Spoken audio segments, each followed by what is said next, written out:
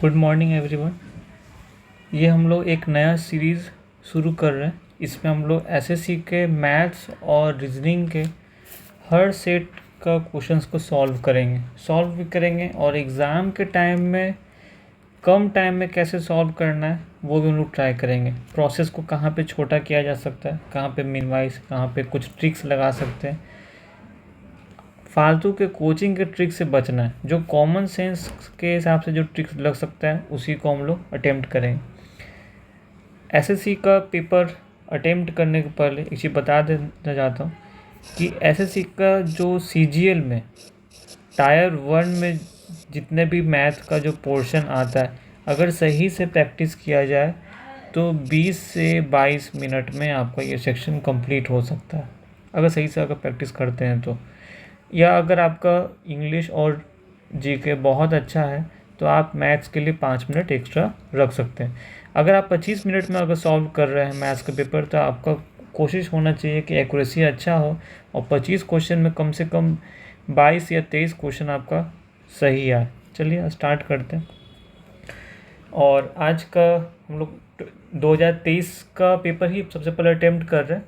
उसके अलावा हम लोग पुराना वाला पेपर भी देखेंगे। जैसे जैसे आगे सब क्वेश्चन बढ़ते जाएगा हम लोग चालू करते हैं। ये पेपर है CGL 2023 14 जुलाई का है। ये पेपर 14 जुलाई 2023 शिफ्ट 9 to 10 का ये क्वेश्चंस है। क्वेश्चंस को मैंने पहले ही इसमें कट करके रख लिया। सॉल्यूशंस यहाँ पे हम लोग बताते जाएंगे। तो सबसे पहला क्वेश्चन है, if A is 95% of B then what percent of A is B। अगर A है जो 90, if A is 95% of B then what percent of A is B।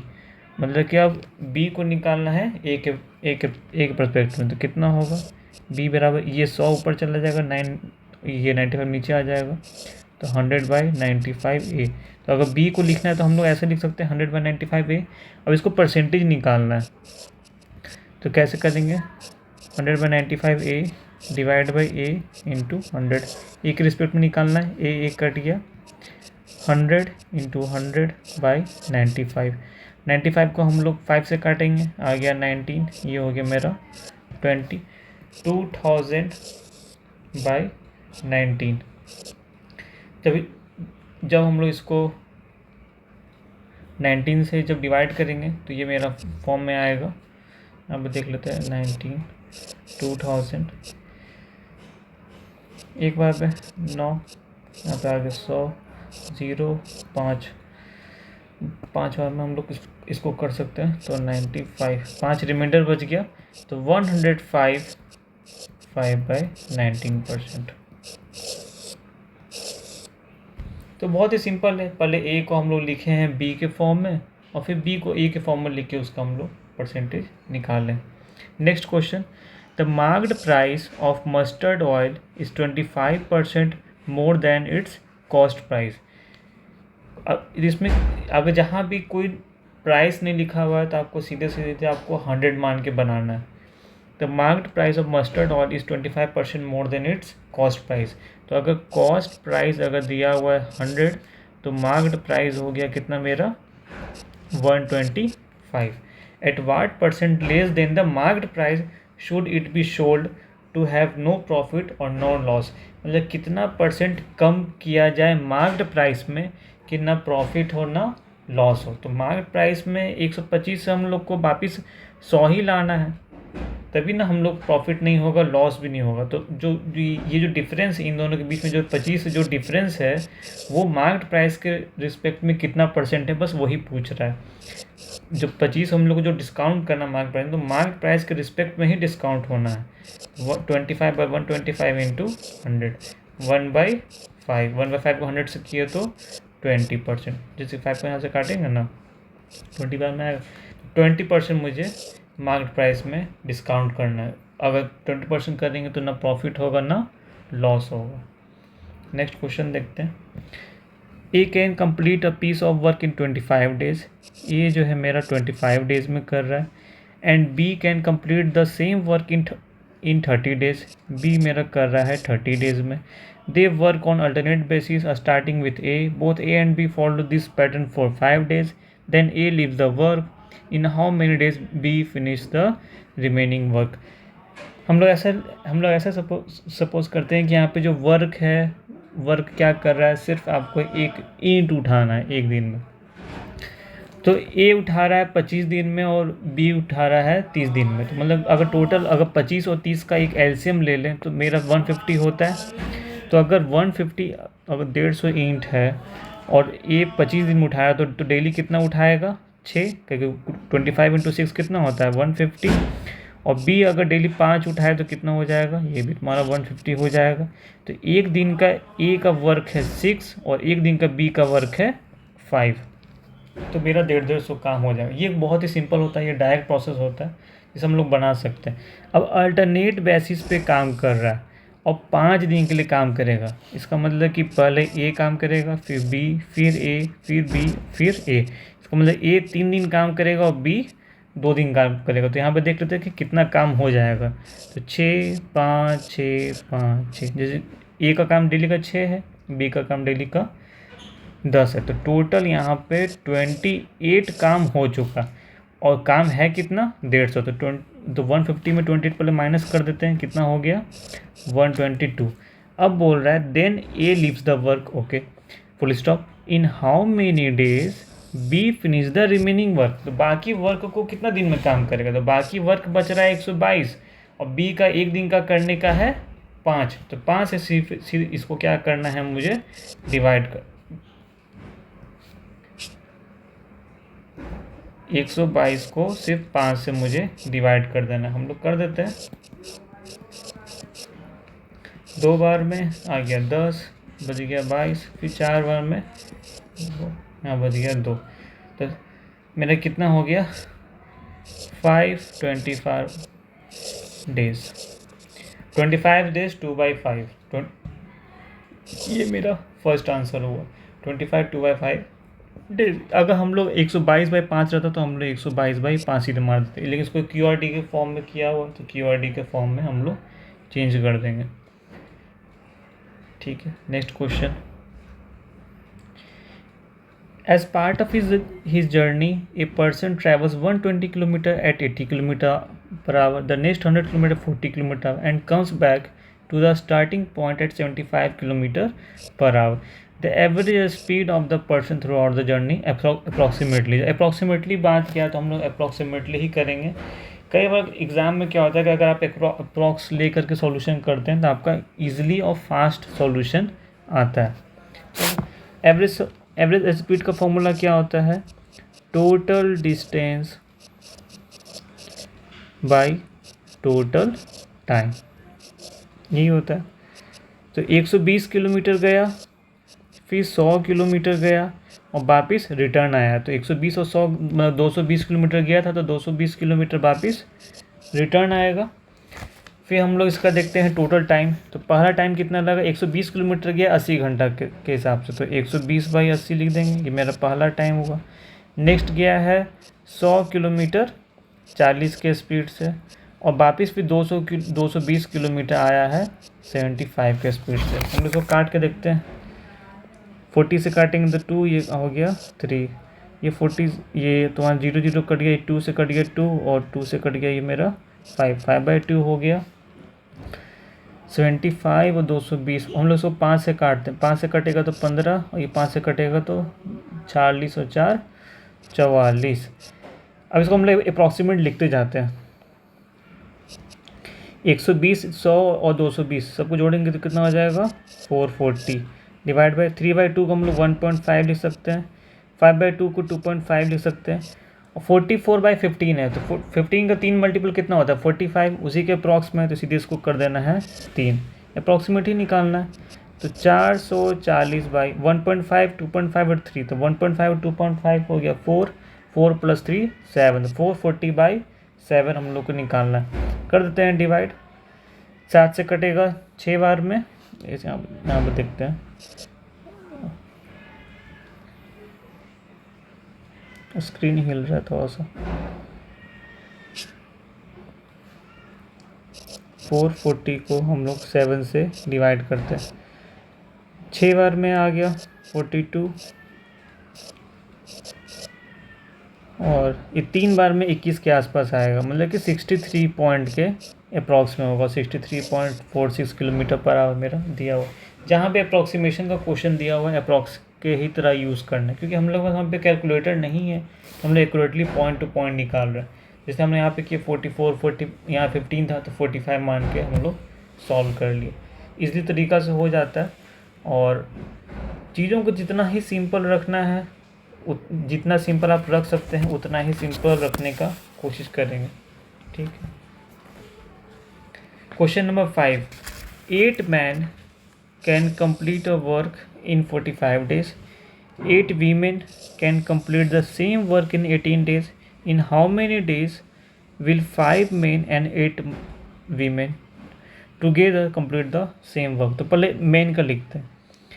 8 men मेरा 45 डेज में कर रहा है, तो 1 मैन का कितना होगा? 1 मैन का 1 डे वर्क अगर लिखना है, 1 मैन का 1 डे वर्क लिखना है तो 45 इंटू 8। यहाँ पे 8 वीमेन काम कर रही हैं 18 दिन में, तो 1 डे और 1 वीमेन का वर्क कितना हुआ? 1/W = 1/18 into 8। अब मेरा क्वेश्चन दिया हुआ कि 5 मैन और 8 वीमेन एक साथ काम करें तो टोटल वर्क कितना दिन में होगा? तो 5 मैन और 8 वीमेन काम कर रही हैं तो मेरा टोटल कितना है? तो जो भी मेरा ये वैल्यूज़ है इसको उसमें हम लोग को पुट कर देना है। 5 इंटू 45/8 प्लस 8 इंटू 18/8। 8 कट गया, 5 से 45 कट गया, 9, कितना हुआ? 72/18। इसको एलसीएम ले लिए 72, 1 प्लस 18 के टेबल में 72 आएगा 4 टाइम्स में, तो यहाँ पे लिख दिया हम लोग 4।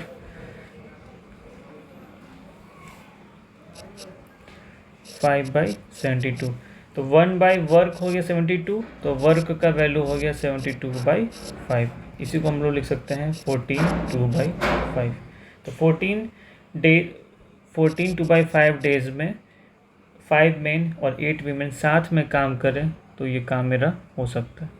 Next question, 6^25, 6^26, 6^27 plus 6^28 is divisible by, कितना से डिविजिबल है? अब इस तरह का क्वेश्चन है तो आपको समझना है कि डिविजिबिलिटी ही निकालना है ना, और यहाँ पे दिया हुआ प्लस, तो आपको बीच में एक कॉमन संख्या देखना है।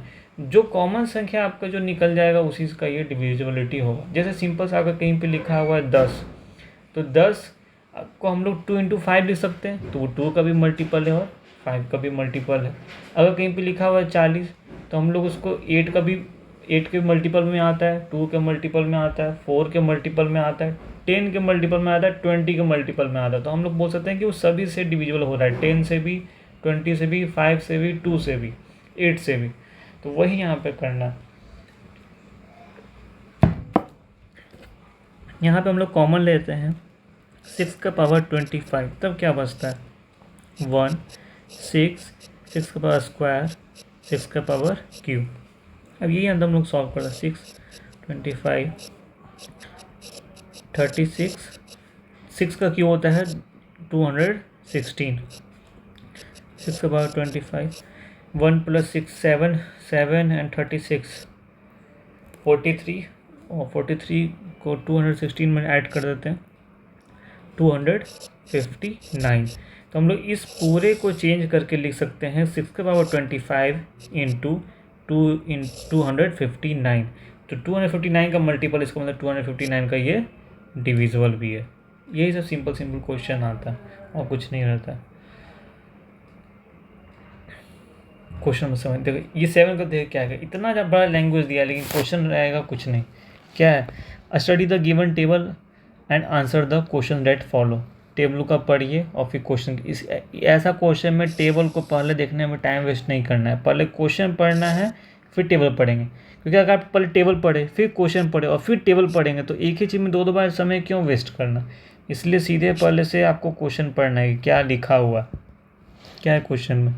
What is the number of students scoring less than the 20% marks in aggregate, मतलब कि जो टोटल में कितना नंबर ऑफ स्टूडेंट्स है जिसको 20% से कम मार्क है। तो एग्रीगेट मेरा लास्ट वाला कॉलम है, इसमें कितने का 7, 27, 77, 87, 100 किसका है।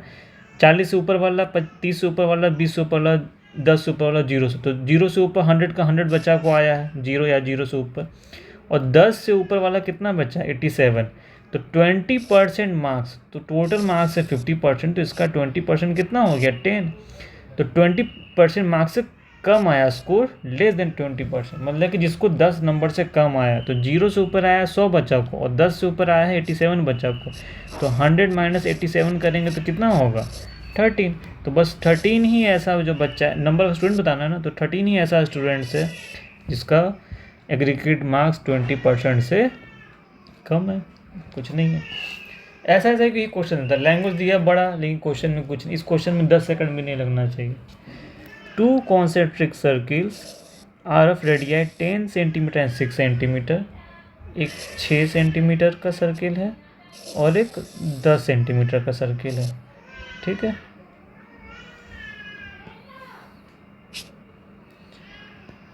एक 6 सेंटीमीटर का सर्किल है, सर्किल ठीक से नहीं बन रहा है, चाहिए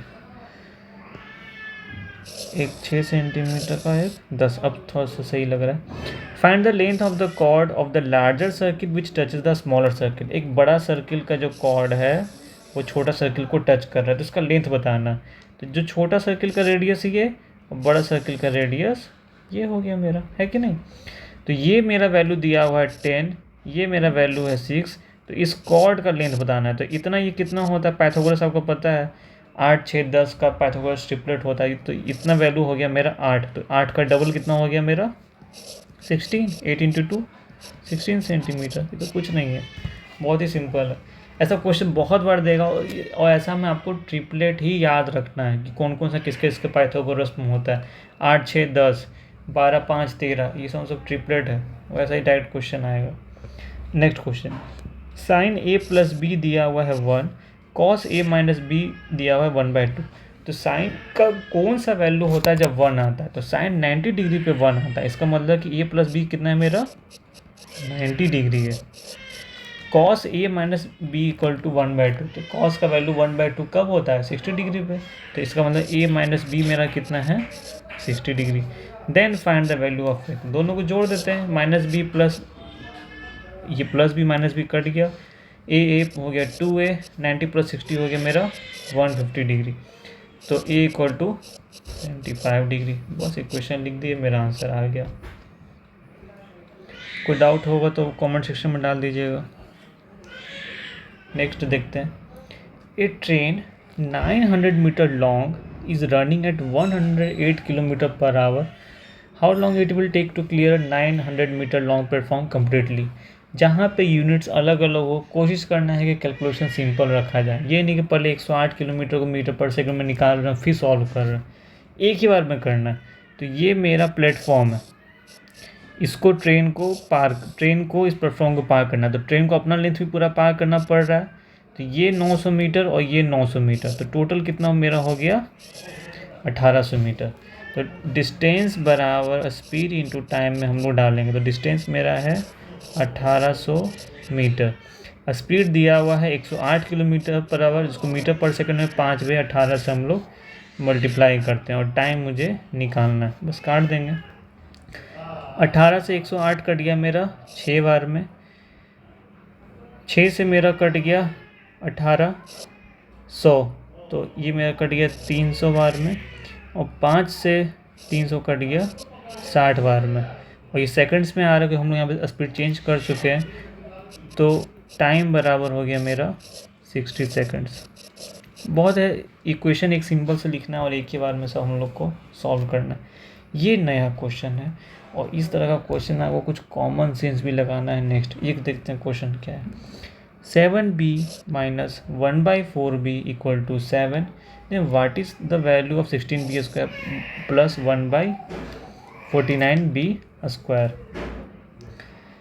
अब यहाँ पे हम लोग देख रहे हैं कि 7 का स्क्वायर होता है 49 स्क्वायर, लेकिन वो यहाँ पे दिया हुआ है डिनोमिनेटर में। 4 का स्क्वायर होता है 16 स्क्वायर, लेकिन वो यहाँ पे ऊपर में दिया हुआ है। तो इसको कैसे हम लोग सॉल्व करेंगे? इसमें आपको शुरू में ही चेंज कर देना है। कैसे हम लोग शुरू में चेंज करना है? जैसे यहाँ पे लिखा हुआ है 7b minus 1/4b equal to 7। मुझे कुछ ऐसा करना है कि 4 आ जाए मेरा ऊपर और 7 आ जाए नीचे। तो इक्वेशन में दोनों साइड मुझे मल्टीप्लाई कर देना है 4/7 से। किसे कर देना है मल्टीप्लाई? 4/7 से। अब देखते हैं क्या चेंज होता है। 4/7 into 7b minus 4/7 into 1/4b equal to 7 into 4/7। किसी एक सही नंबर से इक्वेशन में दोनों साइड मल्टीप्लाई कर सकते हैं, डिवाइड कर सकते हैं, ऐड कर सकते हैं और सब्ट्रैक्ट कर सकते हैं। इक्वेशन का बेसिक्स यही होता है। तो 7/7 कट गया, 4/4 कट गया, 7/7 कट गया। अभी क्या बच रहा है? ये मेरा 4b minus 1/7b equal to 4। अब इसको हम लोग स्क्वायरिंग बोथ साइड्स कर देते हैं। कितना हो गया? 16b² plus 49b² minus 2 into 4b into 7b equal to 16। तो यही मुझे निकालना है 16b² 1/49b²। इसमें मेरा b भी कट गया है। ये कितना हो गया मेरा? 2 इंटू 4 ये 14/7 इक्वल टू 16। इसको हम इधर जोड़ देते हैं। 16 प्लस 14/7 16 इंटू 7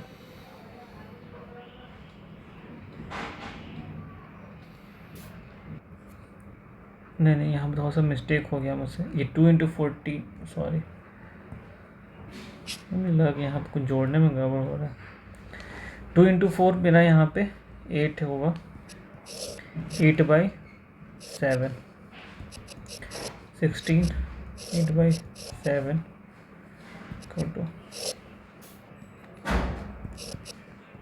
112 प्लस 8 120। तो ये सब सिंपल है। आपको मेन दिमाग यहाँ पे लगाना है कि किस नंबर से मल्टीप्लाई किया जाए। तो हम लोग उस मतलब मुझे ऊपर में चाहिए था 16b², तो इसलिए हम लोग 4 उसके लिए लाए, और मुझे नीचे चाहिए था 49b², तो हम लोग 4/7 से उसको मल्टीप्लाई कर दिए इक्वेशन के दोनों साइड। नेक्स्ट देखते हैं। इफ़ m एंगल c और equal to m angle z। m का मतलब दिया हुआ मैग्नीट्यूड, मतलब एंगल c और एंगल z का मैग्नीट्यूड बराबर है, and AC equal to xz, then which of the following condition is necessary for ABC and XYZ to be congruent. तो कॉन्ग्रुएंट के लिए दो ट्रायंगल हम लोग का है, उसको कॉन्ग्रुएंट दिखाना है। तो ये दोनों ट्रायंगल है ABC, यहाँ दिया हुआ x, y और z। तो AC और XZ मेरा इक्वल है। उसके बाद एंगल C और एंगल Z मेरा इक्वल है। तो इसमें क्या क्या और इन चारों कंडीशन में से होना चाहिए कि मेरा कॉन्ग्रुएंट हो। तो जब ये वाला साइड मेरा हो गया, तो ये वाला एंगल का भी मेरा काम हो गया, मतलब ये पेयर में काम करता है। ये वाला हो गया तो ये वाला भी मेरा काम हो चुका। अब ये वाला एंगल हो गया तो इस साइड को भी नहीं लेना है। तो अब या तो ये एंगल दोनों को बराबर होना चाहिए, या फिर ये वाला साइड बराबर होना चाहिए। या तो एंगल A एंगल X के बराबर होना चाहिए, या BC बराबर होना चाहिए मेरा YZ का। तो मेरा BC बराबर YZ सेकंड कंडीशन दिया हुआ, तो मेरा दोनों ट्रायंगल क्या है? कॉन्ग्रुएंट है। Next question. PAB is a second and PT is a tangent of the circle. A PT का वैल्यू दिया हुआ 8, PA का वैल्यू दिया हुआ 6, AB दिया हुआ x। अब यहाँ फिगर साफ नहीं दिख रहा तो फिर से बना देते हैं। ये सर्किल है, ये टेंजेंट का वैल्यू दिया हुआ 8, यहाँ से लेके यहाँ तक का वैल्यू दिया हुआ 6, और इस पूरा का वैल्यू दिया हुआ x। तो मुझे निकालना है द वैल्यू ऑफ x। तो सिंपल से पहले यहाँ पर बनाते हैं रेडियस। ये रेडियस टेंजेंट का क्या होता है? 90 डिग्री। मतलब यहाँ पे पाइथागोरस थ्योरम मेरा लग सकता है। तो पूरा का वैल्यू है x, तो रेडियस इसका हो सकता है x/2।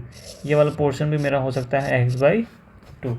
तो मेरा पाइथागोरस थ्योरम के हिसाब से ये मेरा इसमें क्या है, बेस है, ये मेरा परपेंडिकुलर और ये मेरा हाइपोटेनस। लिखते जाते हैं, परपेंडिकुलर का स्क्वायर प्लस बेस का स्क्वायर मेरा हाइपोटेनस का स्क्वायर आना होता है। हाइपोटेनस कितना दिया हुआ, 6 + x/2 का होल स्क्वायर दिया हुआ। 64 + x² / 4 इक्वल टू 6 + x/2 का होल स्क्वायर मुझे यहाँ पे लिखना है। तो लिख देते हैं, ये a + b का होल स्क्वायर के फॉर्म पर डाल देते हैं। 36 + x² / 4 + 2 × 6 × x/2। 2 मेरा कट गया, x² / 4 x² / 4 भी मेरा कट गया। कितना बचा, 6, ये 36 को इधर ले आते हैं। 64 - 36 इक्वल टू 6 × x। 64 में से 36 गया तो मेरा कितना हो गया, 28 इक्वल टू 6x। तो x बराबर हो गया मेरा 28/6। 2 से कट जाएगा ऊपर नीचे, कितना हो जाएगा, 14/3। तो x इक्वल टू 14/3 मेरा सॉल्व। तो वही सिंपल से पाइथागोरस का है इक्वेशन, ट्रायंगल्स। हम लोग जितना भी क्वेश्चन सब में देखेंगे बहुत ही सिंपल चीज़ों को इसमें यूज़ किया है, और आप भी ऐसे ही फास्ट कर सकते हैं। जो इतना मैं बड़ा कर रहा हूँ, आपको इसको और 1-2 स्टेप छोटा करके फास्ट टू फास्ट लिखना है। नेक्स्ट देखते हैं, a shopkeeper offers the following 2 discount scheme, buy 3 get 4 free, buy 5 and get 6 free, which scheme has the maximum discount percentage. तो किस में सबसे ज़्यादा डिस्काउंट हुआ है, तो इसमें क्या करते हैं, जब भी परसेंटेज लिखा हुआ है, ऐसा लिखा हुआ है, सपोज करते हैं हम लोग 100 कि हर सामान का दाम कितना, आपका 100 है, कितना फ्री दिया है, कितना दाम लगा है, वो सब लिखेंगे, और जो मेन MRP होगा उसमें हम लोग डिस्काउंट चेक करेंगे। तो पहला देखते हैं, बाई 3, अगर 100 रुपीज़ मानते हैं तो 300 का हम लोग का ये परचेज़ किया फर्स्ट केस में, मतलब ए वाला में 300 का परचेज़ किया है और 400 का फ्री है, तो टोटल सामान मेरा हो गया 700 का। तो इसमें डिस्काउंट कितना हो रहा है, 700 का सामान था लेकिन मिल रहा है कितना, 300 में, तो 400 रुपये मेरा डिस्काउंट है। तो 400/700 × 100, 0000 कट गया मेरा, 4/7 × 100 मेरा डिस्काउंट परसेंटेज हो गया।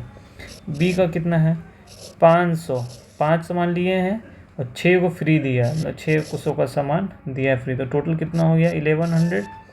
600 रुपये डिस्काउंट हुआ है, तो 600 बाई ये 1100 के रिस्पेक्ट में हम लोग निकाल रहे हैं, कितना हो गया 6/11 × 100%। अब मुझे पता नहीं चल रहा है कि कौन सा बड़ा है कौन सा, तो इसको और हम लोग सॉल्व करके देख लेंगे। 4/7 इसको हम लोग डिवाइड करके देख लेते हैं। इसको यहाँ पे कर लेते हैं, 400/7 कितना परसेंट हो रहा है, 4 से इसको डिवाइड करते हैं, कितना हो गया 5, बच गया 5 4 57 पॉइंट कुछ अप्रॉक्स में आ रहा है। इसको देखते हैं, 600/11, 5 और में 55, 50, 4, ये 54 पॉइंट के अप्रॉक्सीमेट में आ रहा है। मतलब कि ए वाला केस में ज़्यादा डिस्काउंट हो रहा है सिर्फ ए में, और बी में मेरा 54% डिस्काउंट हो रहा है। तो वो दोनों मतलब कि दोनों सेम नहीं है, तो A and both and same discount percent, ये तो गलत हो गया। बी का कम है, ये भी गलत। ए डज नॉट गिव एनी, नहीं, ए में तो डिस्काउंट हो ही रहा है 57%, वही मेरा ए मेरा आंसर सिंपल सा हो गया। जहाँ भी नहीं रहता है प्राइस, वहाँ पे प्राइस एज्यूम कर सकते हैं क्वेश्चन के हिसाब से। नेक्स्ट क्वेश्चन देखते हैं हम लोग। The following bar chart represent the gross amount in lakhs and total cost in of a firm, ठीक है। In order to make a profit of 25%, what should be the gross amount in 2019-20 if the total cost remained the same। तो 2019-20 का देखना है, बाकी मुझे देखना नहीं है। तो कितना ग्रॉस अमाउंट होना चाहिए, ग्रॉस अमाउंट मुझे कितना होना चाहिए, टोटल कॉस्ट रिमेन सेम होता है। टोटल कॉस्ट को ये टोटल कॉस्ट को शो किया गया 7500 से,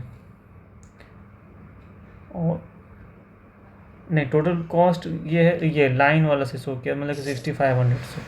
तो मुझे ग्रॉस अमाउंट निकालना है, तो 6500 होना चाहिए और उसमें 25% इसका प्रॉफिट होना चाहिए। तो सीधे से हम लोग 25% इसमें और ऐड कर देते हैं। 25% मतलब कि 1/4, 6500/4, ये मुझे इसमें और ऐड कर देना है। तो ये कितना हो गया 5/4 इंटू 6500 है ना। अगर 6500 हम लोग यहाँ पे कॉमन ले लें, 6500 में कॉमन लेने तो हमें बचेगा ना 1/4, तो हो इसलिए 5/4। इसी को बस हम लोग यहाँ पे सॉल्व कर देते हैं। तो पर 6500 को हम लोग अलग अलग 100 से लिख देते हैं, आसानी होगा काटना। कैसे एग्ज़ाम के समय आपको मल्टीप्लाई करना है, 6500 को 65 इंटू 100 लिख सकते हैं, 4 से कट गया 100, 25 होंगे, तो 5 इंटू 25 125, 125 इंटू 65, 125 इंटू 65 कर देते हैं मल्टीप्लाई।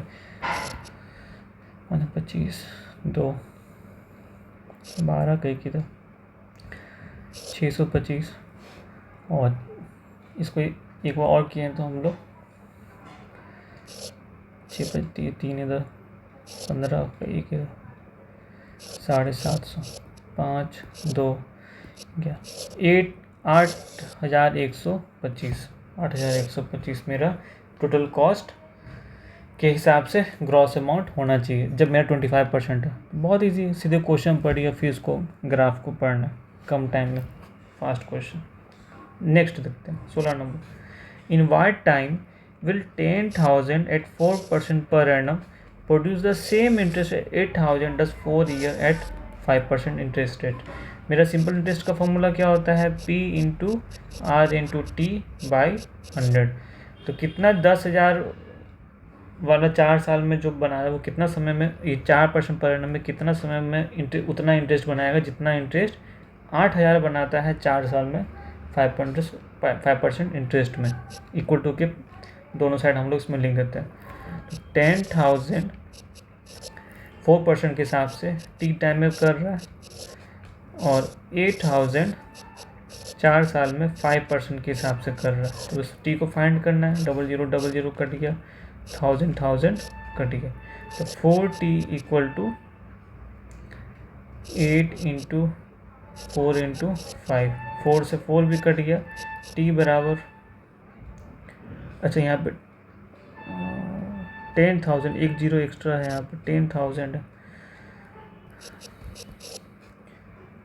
तो 5 से कट गया 10, 2 टाइम्स में, 2 से कट गया 8, 4 टाइम्स में, तो टी बराबर मेरा आता है 4 ईयर्स। 4 साल में 4% पे 10,000 में उतना ही इंटरेस्ट आएगा जितना 8,000 पे 4 साल में 5% इंटरेस्ट पे आएगा। बस एक ही इक्वेशन आपको ऐसा लिखना होता है और आप सॉल्व कर सकते हैं इजीली, कुछ हार्ड नहीं है इसमें। A man, a boy and a woman can finish work in 10 days, 15 days and 30 days respectively. In how many days the work can be finished by man, woman and boy when all of them together? सब साथ में काम कर रहा है, एक दिन का सबका काम कर निकाल के सबको ऐड कर देना है, बस। तो सिंपल, इसे तो एकदम बेसिक्स है जो 7 क्लास में जो चालू होता पढ़ना वहीं से।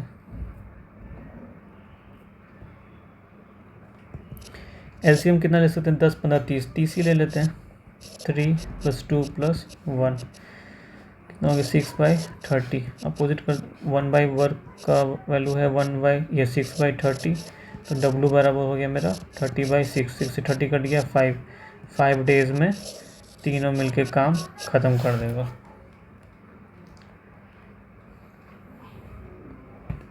कॉस थीटा इक्वल टू है 13/√2, सॉरी 13√3/2। तो ये मेरा ट्रायंगल है, ये मेरा 60 डिग्री, ये मेरा 30 डिग्री, ये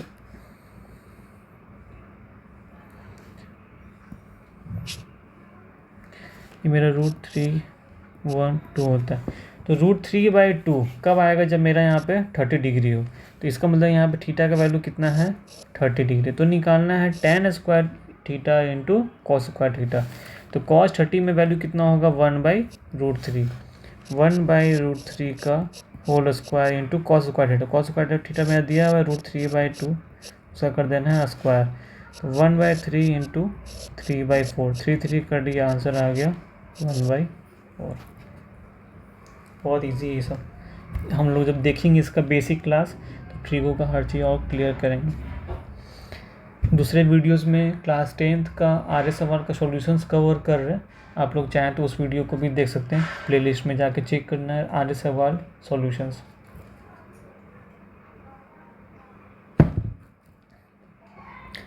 what is the value of 3x cube plus 5x square y plus 12x y square plus 7y cube when x का वैल्यू -4 एंड वाई का वैल्यू -1।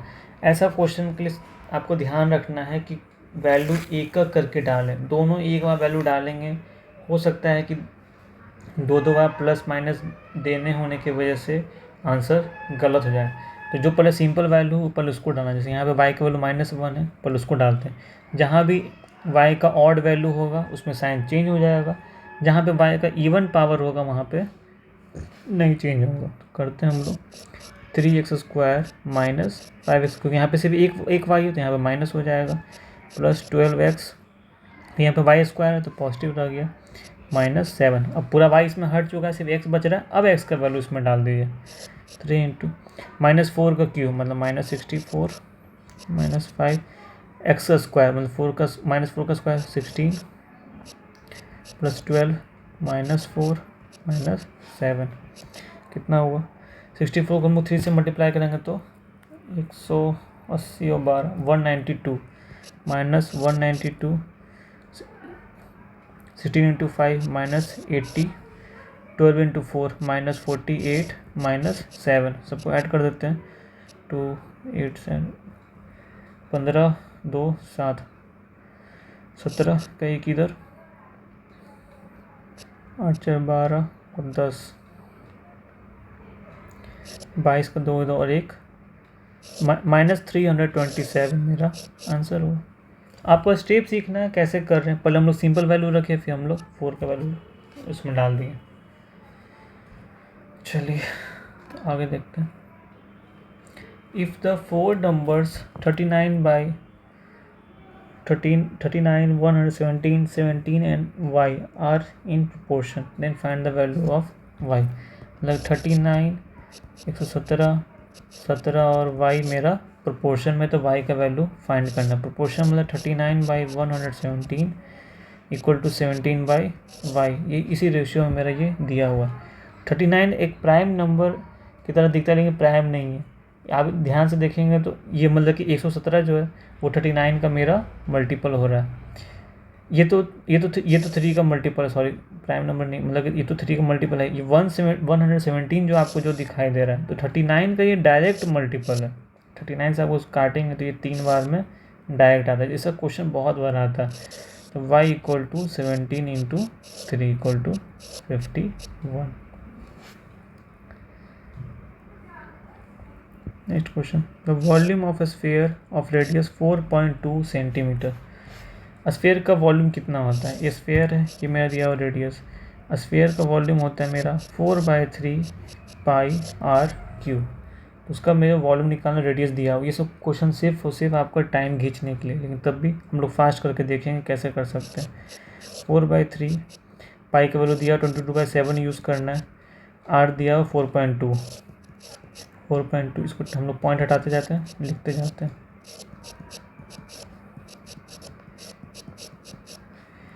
अब इसको आसानी से काटेंगे। 7 से 42 कट जाएगा मेरा 6 टाइम्स में। 3 से 6 कर गया 2 बार में। और कुछ कट रहा है नहीं। तो नीचे का जो भी 10 10 है उसको रहने देना है, उसमें कोई छेड़छाड़ नहीं से ऊपर वाले नंबर्स को मल्टीप्लाई करना है। नीचे 1000 हम लोग रहने देते हैं, ऊपर देखते हैं। 4 इंटू 22 88, यहाँ पे इंटू 2 और 42 का स्क्वायर है।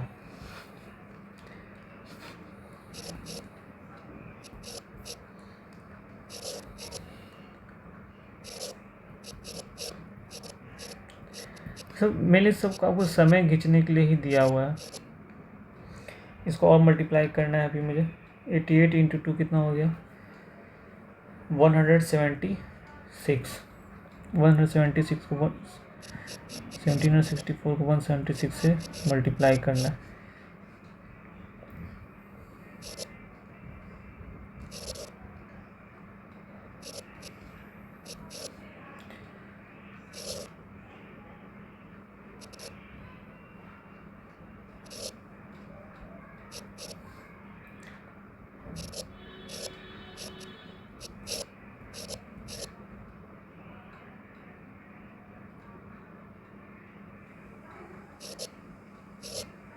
लास्ट में यहाँ पे 464 आएगा, तो 464 आएगा और यहाँ पे 3 जीरो है, तो ये मेरा यही नंबर सेम होगा, बाकी भी आ जाएगा। जितना फास्ट हो उसको करें। ये सब आपको सिर्फ समय खींचने के लिए आपको सिर्फ दिया हुआ है।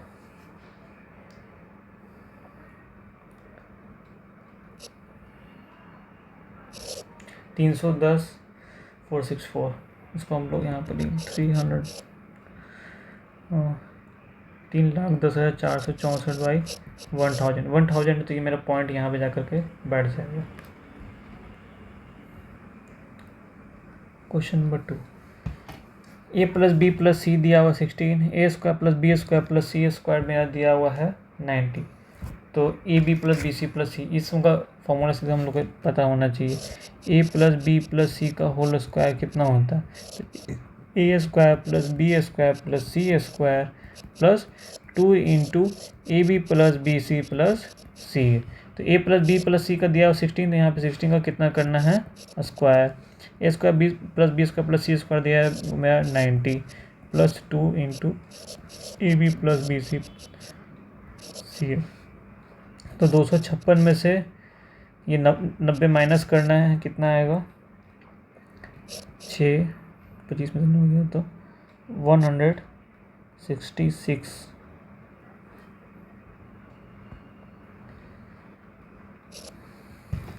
166 हो जाना चाहिए मेरा। हाँ, तो 166 और equal to 2 into a b plus b c plus c है। 2 से 166 कटेगा तो 83, तो 83 मेरा आंसर हो जाएगा। तो a b plus b c plus c a कितना हो गया मेरा 83। सब यहाँ पे सब डायरेक्ट याद होना चाहिए। क्या है formula, 3 sin theta minus cos theta, कितना दिया हुआ है cos theta plus sine theta, value दिया हुआ है 1। तो कॉट थीटा का वैल्यू बताना, तो पहले तो हम लोग को थीटा ही पता चलेगा कितना है। तो इस तरह का क्वेश्चन में क्या करना है, या तो आप इसको डायरेक्ट ऊपर ले आइए और सॉल्व कीजिए। तो यहाँ पे जो भी दिया हुआ रहेगा साइन और कॉस, उसको हम लोग सॉल्व कर सकते हैं, या हम लोग यहीं पे इसको टैन में चेंज कर दें। कैसे करते हैं, दोनों में से हम लोग को कोई भी एक वैल्यू कॉमन लेना। तो टैन के लिए हम लोग को साइन बाय कॉस करना है, तो दोनों में से कॉस हम लोग कॉमन लेते हैं। अगर कॉस थीटा कॉमन लेंगे तो ये हो जाएगा 3 sin theta by cos theta, यहाँ पे बन जाएगा यहाँ पे -1। इसमें से कॉस थीटा कॉमन लेते हैं, हो जाएगा 1, यहाँ पे sine theta by cos theta equal to 1। तो कॉस थीटा कट गया, और साइन बाई कॉस को हम लोग लिख सकते हैं tan. 3 tan theta -1, 1 plus tan theta equal to 1। ये मेरा दोनों साइड जाएगा। 3 tan theta -1 equal to 1 plus tan theta, तो ये वाला वैल्यू इधर आ जाएगा मेरा। तो हो गया 3 में से 1 माइनस हो तो सिर्फ 2 tan थीटा इक्वल टू -1 उधर गया तो 2। तो tan थीटा का वैल्यू कितना हो गया 1। तो tan थीटा का वैल्यू 1 कब होता है, जब थीटा का वैल्यू 45 डिग्री हो। बस मुझे कॉट थीटा का बताना है, इसका मतलब मुझे कॉट 45 डिग्री का वैल्यू बताना, तो वो कितना होता है 1। हो गया मेरा आंसर। इस तरह के क्वेश्चंस को बनाते हैं ऐसे। अगर मेरा स्पीड थोड़ा ज़्यादा है तो बता देंगे, मैं स्पीड थोड़ा सा कम कर सकता हूँ।